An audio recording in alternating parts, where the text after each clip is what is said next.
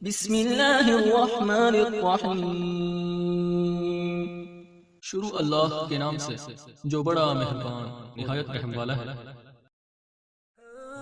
تعلیمات قرآن و اہل بیت کی تبلیغ و ترویج کے لیے ابو ابراہیم آغا علی روحانی کا ساتھ دیں۔ ہمارا یوٹیوب چینل خود بھی سبسکرائب کریں اور اپنے احباب کو بھی دعوت دیں۔ اعوذ باللہ من الشیطان الرجیم، بسم اللہ الرحمن الرحیم، الحمد للہ والصلاۃ والسلام علی اہلہا، اللہم صلی علی محمد وآل محمد وعجل فرجہم۔ محترم ناظرین و سامعین، السلام علیکم ورحمۃ اللہ وبرکاتہ۔ آج کی نئی ویڈیو کے ساتھ حاضر خدمت ہے، میں ہوں علی روحانی اور آپ دیکھ رہے ہیں ہمارا آفیشیل یوٹیوب چینل۔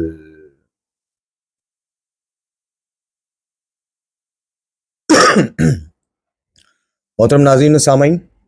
آج تقریباً 7-8 دن کی تاخیر کے بعد ویڈیو اپلوڈ ہو رہی ہے،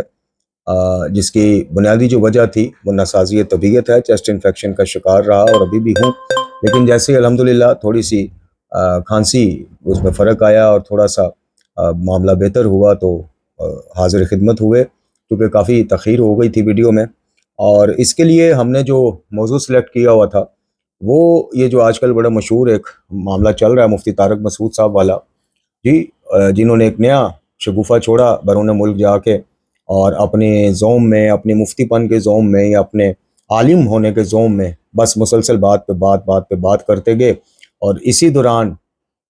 جو الزامات، جو معاملات ہم پر لگائے جاتے ہیں یار لوگوں کی طرف سے، یعنی پوری شیعت پر ہی لگائے جاتے ہیں۔ حالانکہ ہم تو کہتے ہیں کہ جو بھی بندہ تحریف قرآن کا قائل تھا، ہے یا ہوگا، اس کا دائرہ اسلام سے کوئی تعلق نہیں، وہ دائرہ اسلام سے باہر ہے۔ اور حسن اللہ یاری کے رد کے بھی اوپر بھی جب ہم یہ بات کرتے ہیں تو پھر بیچ میں کچھ مفتیان ایسے ہیں برادران کے کہ جو آ کے کہتے ہیں نہیں جی سارے شیعہ ایک جیسے ہی ہیں، یہ تقیاتاً ایسی بات کر رہے ہیں۔ تو اب میں ان سے یہ پوچھنا چاہوں گا کہ جو الزام ہم پر رکھتا ہے تحریف قرآن کا، تحریف کا کچھ تھوڑا سا اگر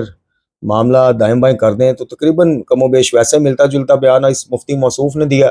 کہ قرآن مجید فرقان حمید میں گرامر کی معاذ اللہ اغلاط ہیں، اور نبی اکرم شفیع دو عالم جان دو عالم صلی اللہ علیہ وآلہ وسلم خاتم الانبیاء سرکار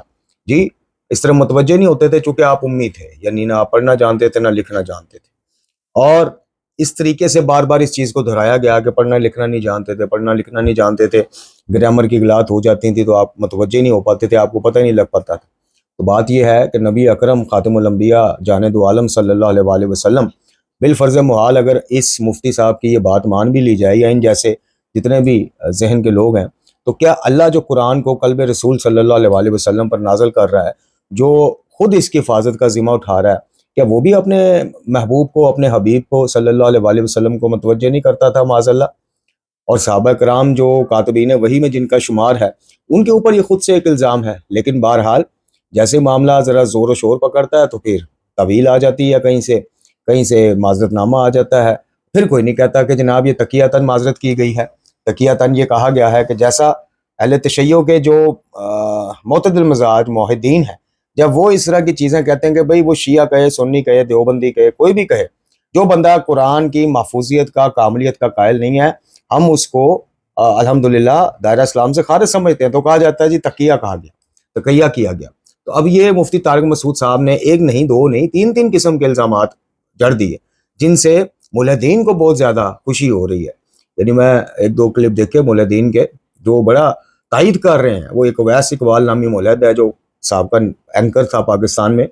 اس کی بدبختی آڑے آئی، ملحد بن گیا، وہ بڑے جناب بغلیں بجا کے جی میں طارق مسعود کی حمایت کا اعلان کرتا ہوں، اس نے ٹھیک کہا ہے، فلانا ہے، یہ ہے، وہ ہے۔ تو الغرض یہ موضوع ہم نے سلیکٹ کیا، لیکن ابھی ہم مطلب ویڈیو بنانے کی پوزیشن میں نہیں تھے، تو ایک اور کلپ ہمارے اندر سے ایک ایسی شخصیت کا کہ جس کو ہزاروں نہیں تو شاید لاکھوں نوجوان جناب آئیڈیلائز کرتے ہیں،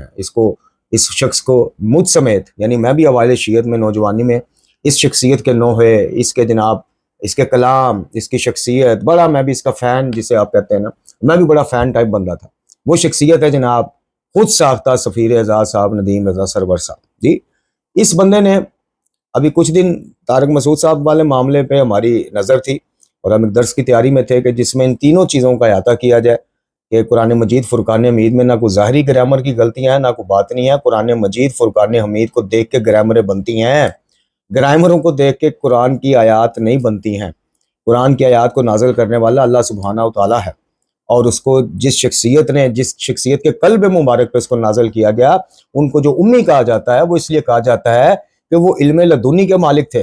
یعنی دنیا میں کسی جگہ سے انہوں نے کسب علم نہیں کیا، کوئی ان کا استاد نہیں، کوئی ادارہ نہیں، کوئی سکول، کوئی یونیورسٹی سے انہوں نے تعلیم حاصل نہیں کی، ان کو براہ راست اللہ نے پڑھایا. قرآن مجید فرقان حمید میں جا بجا اللہ تعالیٰ اس چیز کو آن بھی کرتا ہے. الرحمن علم القرآن کا کیا مطلب ہے؟ اقرا جو پہلی قرآن مجید کی آیا مبارکہ ہے، اس کا کیا مطلب ہے؟ پڑھو، اللہ پڑھا رہا ہے اپنے حبیب کو صلی اللہ علیہ وآلہ وسلم.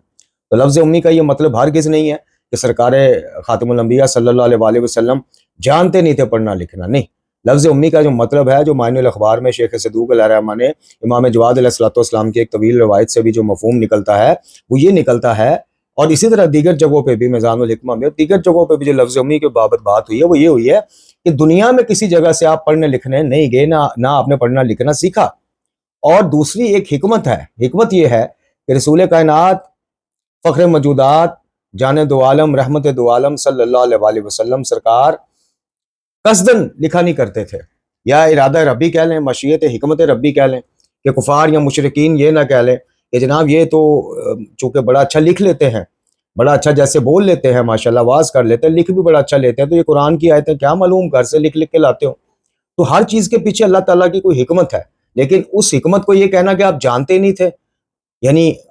کاتبین وحی جو اس وقت وحی کو تحریر کرتے تھے صحابہ کرام رضوان اللہ علیہم اجمعین، وہ اگر گرامر کی غلطی مسٹیک بھی ہو جاتی ان سے تو نبی اکرم صلی اللہ علیہ وآلہ وسلم ٹھیک نہیں کرواتے، چونکہ آپ کو پتہ نہیں چلتا تھا معاذ اللہ ثم معاذ اللہ. تو یہ میں کہتا ہوں کہ اس طرح کی بات کسی مکتب تشیع کے اس کی طرف سے آئی ہوتی تو ہم تو وہ کر ہی رہے ہوتے، لیکن یار لوگوں نے ایک آسمان سر پہ اٹھایا ہونا تھا. میں ان یار لوگوں کی بات کر رہا ہوں کہ جو یہ کہتے ہیں کہ جناب کوئی شیعہ اچھی بات بھی کرتا ہے تو تقیتاً کرتا ہے، تقیہ میں ہوتا ہے، کوئی اتحاد کی بات کرتا ہے تو تقیہ میں، قرآن کے کامل ہونے کی بات کرتا ہے تو تقیہ میں، پھر کوئی تعویل کوئی عذر کوئی وہ قابل قبول بھی نہیں تھا ہونا. جی بہرحال کوئی شیعہ کرے یا کسی بھی مسلک کا بندہ بات کرے، رسول اعظم کائنات کے فخر ہیں، کائنات کی وجہ تخلیق کائنات بھی کہا گیا سرکار ختمی مرتبت صلی اللہ علیہ وآلہ وسلم کو. آپ کے بارے میں کم از کم گفتگو کرتے ہوئے آپ کا جو پروٹوکول اللہ نے مقرر کیا ہے، کیا وہ پروٹوکول نہیں ہے کہ میرے حبیب کے سامنے اونچی آواز میں بات نہ کرنا، ایسا نہ ہو کہ تمہارے اعمال اکارت ہو جائے اور تمہیں پتہ بھی نہ چلے؟ یہ پروٹوکول نہیں ہے کہ نبی اکرم صلی اللہ علیہ وآلہ وسلم کے خانہ مبارک کے پاس آ کے مت آوازیں دو. جی یہ پروٹوکول نہیں ہے کہ جلدی رات کا کھانا کھا کے، یہ سارے مفہوم آیات قرآنی کے پیش کر رہا ہوں کہ جلدی روانہ ہو جایا کرو میرے حبیب کو، تمہیں شرم کی وجہ سے اپنے کہہ نہیں پاتے، لیکن تمہارا دیر تک بیٹھے رہنا گپ شپ کرتے رہنا، مفہوم پیش کر رہا ہوں. میرے حبیب کے لیے جو ہے وہ باعث کوئی خوشی چیز نہیں ہے. تو اللہ تعالیٰ نے تو حبیب مکرم خاتم الانبیاء صلی اللہ علیہ وآلہ وسلم کے لیے ہمیں پروٹوکول SOPs بتائے ہیں کہ ان کو مخاطب کیسے کرنا ہے، آپ کے حضور آواز کتنی کو بلند کرنی ہے، بلکہ بلند کرنی نہیں ہے. آپ صلی اللہ علیہ وآلہ وسلم کے ادب و آداب کے حوالے سے قرآن مجید جس کے بارے میں کہہ دے کہ ہم نے آپ کا ذکر بلند کر دیا، ان کے بارے میں اس قسم کی سطحی گفتگو کرنی تھوڑا سا خیال کرنا چاہیے. تو خیر ابھی یہ معاملہ یا اس کے اوپر تیاری کے وہ معاملات چل رہے تھے کہ ایک کچھ سیکنڈ کا کلپ موصول ہوا اس شخصیت کا جس کے بارے میں نے کہا کہ ہزاروں نہیں لاکھوں اس کے فالوورز ہیں، لاکھوں کروڑوں ڈالر سالانہ آمدنی پوری دنیا سے اکٹھی کرتا ہے شخص سفیر اعضا بن کر. جی اور بدلے میں قوم کو کیا دے رہا ہے؟ بدلے میں قوم کو یہ دے رہا ہے کہ جناب مجھے میرے دوست جب نصیری کہتے ہیں، جی ذرا غور فرمائیے گا، ابھی وہ چند سیکنڈ کا کلپ بھی آپ کو سنواتے ہیں کہ جب میرے دوست احباب مجھے نصیری کہتے ہیں، نصیری اب کون ہے؟ دیکھیں اسی چینل پہ ابھی گزشتہ ہفتے یعنی یہ جو ہماری چھٹیاں ہوئی ہیں اس سے کچھ دن پہلے آپ دیکھ لیں کہ ہمارا غالی اور غلوف کے اوپر ماشاءاللہ پورا ایک فوکس رہا. جی بزرگ نقوی کے حوالے سے ہم نے ویڈیو بنائی اور دیگر اس کے حوالے سے اتنی مذمت والی روایات غالیوں کے حق میں ہیں، تو نصیری تو اس کے بھی باپ ہے، وہ تو ایک سٹیپ اوپر ہے. یعنی غالی کون ہے؟ کہ جو ائمہ اہل بیت کو یا آل محمد علیہ السلام کو ان کے مقام اور منصب سے بڑھا دے اور ان سے وہ باتیں منسوب کر دے جو یہ اپنے بارے میں ہستیاں خود بھی نہیں کہتی. یہ خود امام کے الفاظ ہیں، خود امام بتا رہے ہیں اصول کافی میں کہ غالی کون ہوتا ہے، اور امام نے ون لائنر دیا، ون لائنر. کوئی نہیں کہا کہ جو ہماری الویت کا قائل ہو وہ مترجم نے ڈنڈی مار دی، بریکٹ میں لگا دیا کہ جو ہمیں اللہ مانے، نہیں، امام نے یہ کہا ہی نہیں. جو اللہ مانے وہ یہ ہے بدبخت نصیری مشرک کافر. یہ غالیوں کو ان سے اوپر جو یا ان سے بدترین گردانا گیا وہ اس لیے گردانا گیا کہ یہ بدبخت اللہ کو اللہ مان کے, نبی کو نبی مان کے, بظاہر امام کو امام مان کے پھر یہ غلوف کرتے ہیں. تو نصیری تو اس کا بھی باپ ہے. تو یہ موصوف فرما رہے ہیں کہ جب مجھے کوئی دوست احباب نصیری کہتے ہیں اچھا نہیں لگتا لیکن برا بھی نہیں لگتا, اور آگے سے میٹھی میٹھی مسکراہٹ, اور پھر فوراً بعد ایک شعر پڑھتے ہیں موصوف کہ جس میں کہا گیا ہے کہ جناب یعنی مفہوم پیش کر رہا ہوں کہ نصیری کا تو مسئلہ ہی کوئی نہیں, قصور ہی کوئی نہیں. جی نصیری کا تو قصور ہی کوئی نہیں. جب بدعت علی کی بات ہو تو پھر پیغمبر بھی جو ہیں وہ سنبھل کر بات کرتے ہیں معاذ اللہ. اب آپ یہ دیکھ لیجئے, یعنی سورہ مبارکہ بقرہ میں کہا گیا ہے کہ جو مومن ہوگا وہ سب سے بڑھ کے اللہ سے محبت کرے گا, اور رسول اللہ صلی اللہ علیہ وآلہ وسلم بعد از خدائے بزرگ تو ہی قصہ مختصر, اللہ کے بعد آپ سے زیادہ قابل تعظیم, آپ سے زیادہ بڑی شان والی شخصیت ہی کوئی نہیں, اللہ کے بعد محبوب خدا کا مقابلہ ہی کوئی نہیں. جی آل محمد علیہ السلام کو جو نسبتیں ملی انہی نسبتوں نے آل محمد علیہ السلام کو آل محمد بنایا. لیکن کیا کیا جائے کہ بدبختی نے ایسا گھیرا ڈالا, کیونکہ پاکستان میں کام اسی پر کیا گیا تھا. شاعروں کو کھلی چھٹی ہے, آج بھی کھلی چھٹی ہے, جس قسم کا مرضی شرکیہ نوحہ لکھے,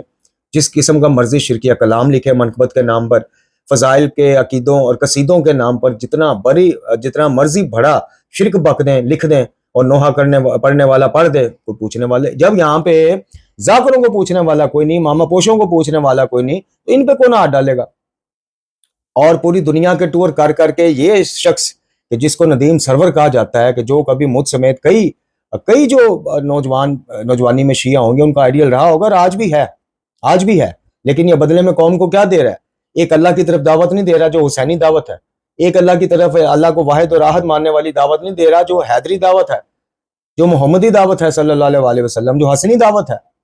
جو زین العابدین علیہ السلام کی دعوت ہے, جو امام باقر علیہ السلام, امام جعفر صادق اور امام موسیٰ کاظم علیہ السلام, امام علی رضا علیہ السلام, امام تقی, امام علی نقی علیہ السلام, امام حسن عسکری علیہ السلام, اور بار میں جو تاجدار امامت کی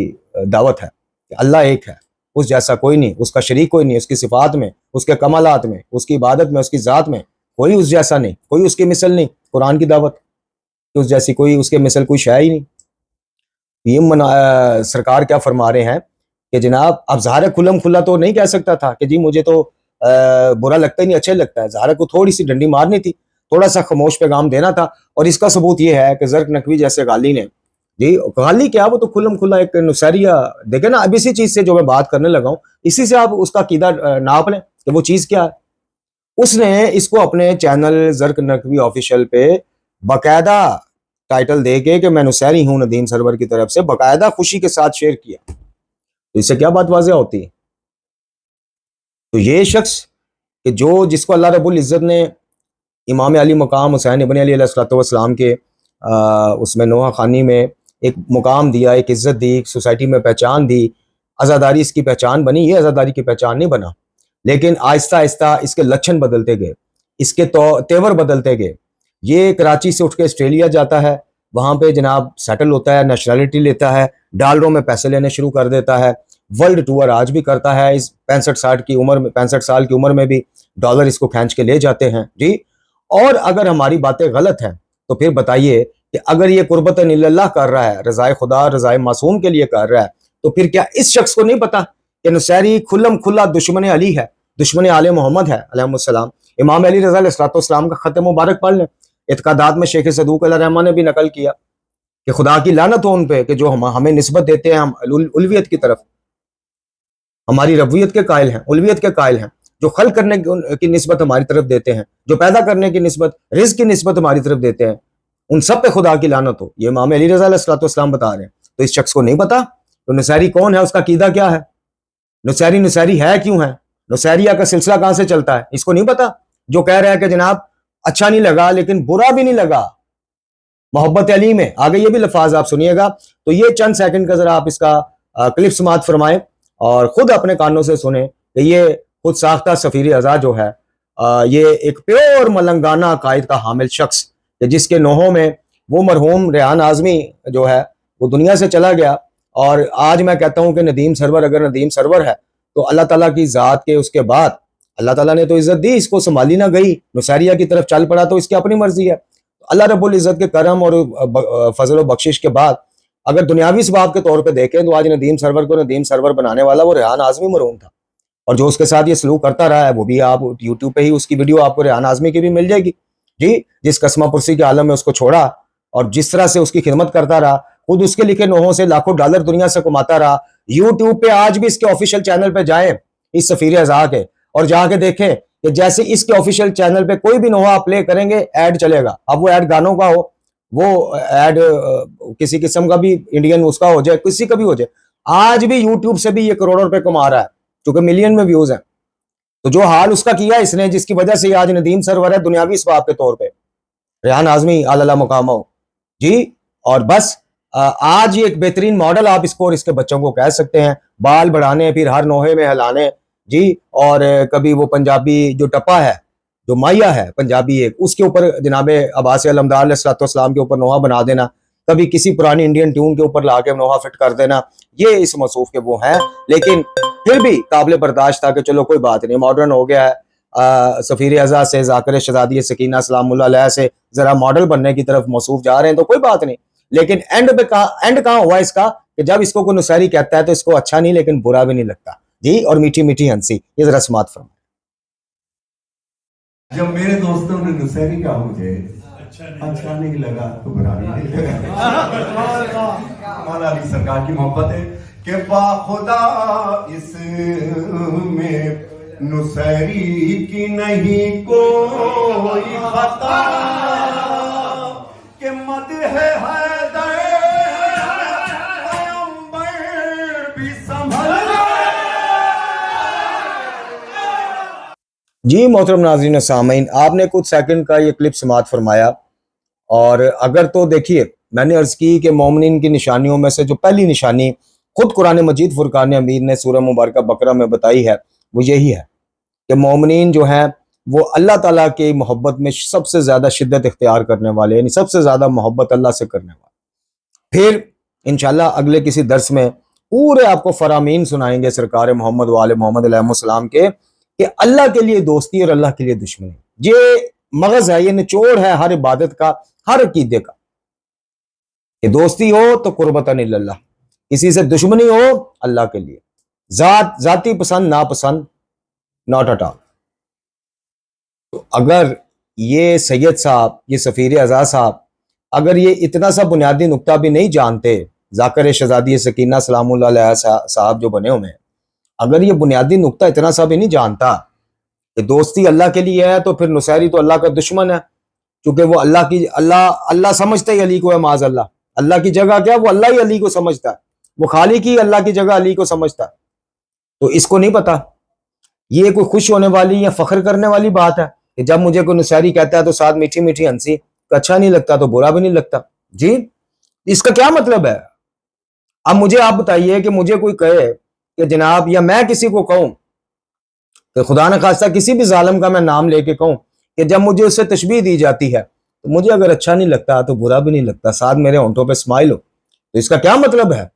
اس کا مطلب یہ ہے کہ جو میں نے کہا نا کہ اچھا نہیں لگتا تو یہ میں نے تقیتاً کہا، اور برا نہیں لگتا یہ میں نے اپنی دلی کیفیت کا اظہار کیا۔ تو نصیری سے بڑا ظالم کون ہوگا جو علی کو علی کے خالق سے ملا دیتا ہے، بلکہ علی کو علی کے خالق کی جگہ لے آتا ہے، معاذ اللہ ثم معاذ اللہ، نعوذ باللہ من ذالک۔ تو اس سے بڑا دشمن آل محمد کے کاز کا دشمن غالی اور نصیریہ سے بڑا کون ہوگا؟ اور پھر آپ دیکھ لیجئے، ایک بات میں نے آپ کو بتا دی کہ سورہ مبارکہ بقرہ میں کہا گیا کہ ایمان والوں کی نشانی یہ ہے کہ سب سے زیادہ اللہ سے محبت کرتے ہیں۔ پھر ایک جگہ فرمایا کہ جب اللہ کے علاوہ دوسروں کا ذکر آتا ہے تو خوش ہو جاتے ہیں، اللہ کا ذکر آتا ہے تو دل گھٹ جاتے ہیں۔ اب آپ دیکھ لیجئے کہ کوئی بندہ امیر المومنین علی بن ابی طالب علیہ السلام سے افضل یا برتر جب جناب شیخین کو کہتا ہے برملا، ادھر سے ایک کلپ ریکارڈ کرا رہا تھا، ایک ادھر سے کرا رہا تھا، ایک ادھر سے کرا رہا ہے، میدان میں سارے آ گئے، ٹھیک ہے آنا بھی چاہیے آپ کے عقیدے کے مطابق، آپ کے کیا بلکہ ہم کے اہل سنت میں ایک گروپ ایسا ہے کہ جو سمجھتا ہے کہ رسول اللہ صلی اللہ علیہ وسلم جانے دو عالم کے بعد مولا علی علیہ السلام سے افضل کوئی نہیں۔ لیکن جب بات نبی خدا صلی اللہ علیہ وسلم پہ اسی زرق نقوی نے کہا کہ جی قرآن میں کہا یا ایھا المزمل کہیں کہا گیا کہیں طہ کہہ کے کہیں یاسین کہہ کے مخاطب کیا گیا، لیکن جب بات ولایت علی کی آئی تو کہا گیا معاذ اللہ ثم معاذ اللہ، کیا کہتے ہیں نقل کفر نہ باشد، کہ جب مولا علی کی اس کی بات آتی تو اللہ تعالیٰ کہتا ہے او محمد صلی اللہ علیہ وسلم نعوذ باللہ ثم نعوذ باللہ، کہیں اللہ کی توہین ہو رہی ہے، تب کتنے کے کلپ بنتے ہیں ذرا آپ بتا دیں۔ تو مومن اپنے آپ کو کہے وہ کہ جو اللہ سے بھی اللہ سے ہی چڑھتا ہو، ان ہستیوں کا بھی دفاع کرتا ہو تو اللہ کے لیے، کہ اللہ کے پیارے ہیں، اللہ کی محبوب کی آل ہیں، اللہ کے محبوب نے ان سے تمسک رکھنے کا حکم دیا ہے، اللہ نے اپنی کتاب میں ان کو جناب آئیڈیل بنا کے دیا ہے ہماری امت کے لیے کہ محمد و آل محمد علیہ وسلم، یعنی رسول اللہ صلی اللہ علیہ وسلم کامل نمونہ ہمارے لیے، اور اسی رسول اللہ صلی اللہ علیہ وسلم جانے دو عالم خاتم الانبیاء نے فرمایا کہ میرے بعد قرآن اور اہل بیت سے متمسک رہنا، اسی زبان معصوم سے آپ نے فرمایا جی۔ تو جب بات اللہ اور اس کے رسول کی آئے تو مومنیت کدھر چلی جاتی ہے؟ کیا چیز ادھار لینے چلی جاتی ہے جو نظر ہی نہیں آتی، کدھر جاتی ہے؟ اور جب بات مولا علی کی آئے تو سب پڑک کے سامنے، تو پھر اس سے آپ کیا پیغام دینا چاہتے ہیں برادران کو، امت مسلمہ کو، کہ آپ کے بارے میں جو گمان کیا جاتا ہے بالکل ٹھیک کیا جاتا ہے؟ یعنی یہ کیسی دوستی علی سے کہ اللہ کے دشمن سے تمہیں پیار ہے اور علی سے تمہیں پیار، علی کو تم اپنا امام بھی مان رہے ہو اور سب کچھ مان رہے ہو، تو ایسی محبت کو، ایسی دوستی کو کیا علی بن ابی طالب علیہ السلام جیسا امام الموحدین بعد از رسول اللہ صلی اللہ علیہ وسلم ایکسیپٹ کرے گا؟ کیا علی کی اولاد ایکسیپٹ کرے گی کہ جنہوں نے رضا الہی کے لیے اور اللہ کو ایک منوانے کے لیے، اللہ کی توحید کی دعوت کے لیے بچے تک ذبح کرا دیے؟ وہ اس عقیدے کو، اس نوکری کو، اس سفیر نزا کی اور سفیر ازا، خود ساختہ سفیر ازا کی نوکری کو امام علی مقام حسین ابن علی علیہ السلام شرک کے پکھ لگے کے ساتھ بھی قبول کر لیں گے کہ بے شک شرکیہ ہے صحیح، لیکن تو میرے بچوں کا اور میرے مصائب بیان کرتا رہا، بے شک شرکیہ اور مردود لوگوں سے نسبت کو اپنے لیے باعث فخر قرار دیتا رہا، تو آمین آ جا، نہیں کبھی بھی نہیں کریں۔ یہی تو بات ہے اہل بیت کی معرفت، اسی چیز کا تو نام ہے معرفت اہل بیت۔ اور کس کو کہتے ہیں کہ اہل بیت کی پہلے معرفت حاصل کرو بھائی، وہ معاذ اللہ کو خود پسند شخصیات نہیں ہیں کہ ان کے لیے 4 نوحے لکھ دے تو 10 قصیدے لکھ دے تو باقی ساری زندگی شرک میں گزار دے تو بس ان کے اوپر تیری شفاعت واجب ہو گئی اور تجھے پہچانیں گے بھی نہیں۔ وہ ہو سکتا ہے تو سفیر اعظم جو بنا ہوا ہے نا، اور جو تو کہتا ہے میری اتنی سالہ نوکری اتنی سالہ، اسی لیے تجھے دنیا میں اتنا روز خدا سے ڈر۔ اور یہ بھی ایک روایت کا تجھے مفہوم بتا رہا ہوں، سفیر اعظم جعلی سفیر اعظم، یہ بھی ایک روایت کا مفہوم ہے کہ اگر تمہیں دنیا میں ہی نام اور مرتبہ اور شہرت اور دولت ملنا شروع ہو جائے تو ڈر جاؤ کہ کہیں اللہ تعالیٰ تمہارے سارے اعمال کا ادھر ہی تو صلہ نہیں دے رہا اسی دنیا میں۔ یہ ایک روایت کا مفہوم ہے۔ مومن خائف ہو جاتا ہے کہ یار میں تبلیغات بھی کر رہا ہوں جی، اور میرے پہ شہرت اور دولت کی دیویاں مہربان ہوئی ہیں، کہیں ایسا تو نہیں ہے کہ میرے خدا نے میرے سارے اعمال کا بدلہ مجھے ادھر ہی دے دیا، آگے میں خالی ہاتھ اٹھوں گا قیامت؟ تو خدا سے ڈر۔ تو امام حسین علیہ السلام جیسے امام الموحدین کا نوکر کہلاتا خود کو جی، ان کی عالم سے خود کو کہلاتا ہے، اور پھر ساتھ یہ مشرکانہ ترکیبیں نوجوانوں کو دیتا ہے۔ تجھے نہیں پتا تجھے کتنے نوجوان فالو کرتے ہیں، اور تو نوجوانوں کو یہ پیغام دے رہا ہے کہ کوئی تمہیں نصیری کہے تو اچھا نہ بھی لگے تو برا بھی نہیں لگنا چاہیے، اور ساتھ میٹھی میٹھی مسکراہٹیں۔ اور پھر آگے تو نے شعر میں کیا کہا ہے کہ علی کا معاملہ ہی مدت علی کا معاملہ ہی ایسا ہے کہ پیغمبر بھی سنبھل کر بولے، معاذ اللہ۔ خدا کا خوف کرو نوجوانوں، ان شعبدہ بازوں سے بچو کہ جن کا اول و آخر جو منشا ہے وہ رضائے عوام ہے، خوشنودی عوام ہے، پیسہ کمانا ہے، بچوں کو سیلیاں پڑھانا ہے، ڈگریاں دلوانی ہے، تمہارے عقیدوں کا بیڑا غرق چاہے کرنا پڑے، چاہے جھوٹے قصے گھڑ گھڑ کے تمہیں سنانے پڑے، خدا کا واسطہ ہے منہج قرآن و اہل بیت ایک ہی ہے، منہج قرآن و اہل بیت ایک ہی ہے کہ قرآن